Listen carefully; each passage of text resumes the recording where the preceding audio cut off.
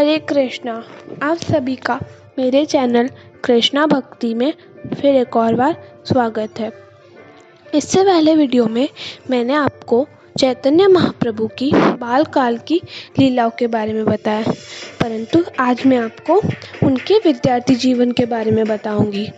जब वे केवल 16 वर्ष के थे तब उन्होंने अपनी निजी चतुष्पाठी विद्वान ब्राह्मण द्वारा चलाई जाने वाली ग्रामीण पाठशाला चालू की। वह इस पाठशाला में व्याकरण पढ़ाते समय भी केवल कृष्ण की व्याख्या करते। बाद में महाप्रभु को प्रसन्न करने के लिए श्री जीव गोस्वामी ने एक संस्कृत व्याकरण तैयार किया, जिसमें व्याकरण के सारे नियमों को भगवान के पवित्र नामों के उदाहरणों द्वारा समझाया गया था। यह व्याकरण आज भी प्रचलित है। यह हरिनामामृत व्याकरण के नाम से प्रसिद्ध है और बंगाल की पाठशालाओं के पाठ्यक्रम में स्वीकृत है। इसी समय केशव कश्मीरी नामक एक महान कश्मीरी पंडित शास्त्रों पर शास्त्रार्थ करने के लिए नवद्वीप आया। यह पंडित दिग्विजयी था और भारत के समस्त विद्वान केंद्रों का भ्रमण कर चुका था। अंत में वह नवद्वीप के पंडितों से शास्त्रार्थ करने आया था। नवद्वीप के पंडितों ने कश्मीरी पंडित के साथ प्रतियोगिता में निमाय पंडित यानी कि भगवान चैतन्य को प्रस्तुत करने का निश्चय यह सोचकर किया कि यदि निमाय पंडित हारेगा तो उन्हें शास्त्रार्थ करने का एक और अवसर मिलेगा, क्योंकि निमाय पंडित तो अभी एक बालक ही थे, और यदि कश्मीरी पंडित हार गया तो उनकी गरिमा में और वृद्धि होगी, क्योंकि तब लोग यही कहेंगे कि नवद्वीप के सिर्फ एक बालक ने ऐसे विजेता पंडित को हरा दिया जो भारत भर में विख्यात है। संयोगवश ऐसा हुआ कि गंगा के तट पर टहलते हुए निमाय पंडित की भेंट केशव कश्मीरी से हो गई।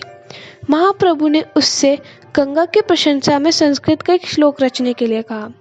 उस पंडित ने अल्प समय में ही 100 श्लोक बना लिए और उन्हें आंधी के गीत से सुनाकर अपने विस्तीर्ण पांडित्य का प्रदर्शन किया। निमाय पंडित ने सारे श्लोक बिना किसी त्रुटि के तत्काल कंठस्थ कर लिए। उन्होंने 64वें श्लोक को उद्धृत करते हुए उसकी पिंगल, छंद शास्त्र एवं साहित्य संबंधी त्रुटियों की ओर संकेत किया। उन्होंने विशेष रूप से पंडित द्वारा भावानी भर्तु शब्द के प्रयोग पर आपत्ति की। उन्होंने इंगित किया कि यह शब्द अयोग्य है।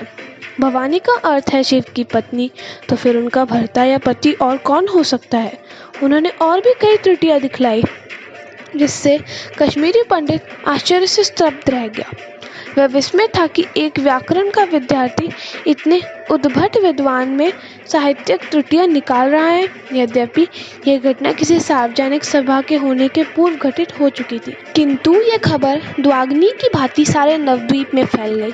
किंतु अंत में विद्या की देवी सरस्वती ने केशव कश्मीरी को स्वप्न में आदेश दिया कि वह भगवान चैतन्य की शरण स्वीकार कर ले, और इस तरह वह पंडित भगवान का अनुयायी बन गया। तो ये थी चैतन्य महाप्रभु की विद्यार्थी जीवन के बारे में कुछ जानकारी। आशा है आपको ये वीडियो पसंद आया होगा। इस चैनल को सब्सक्राइब जरूर करना ताकि आपके पास और भी ऐसे ही वीडियो आते रहे। धन्यवाद। हरे कृष्णा।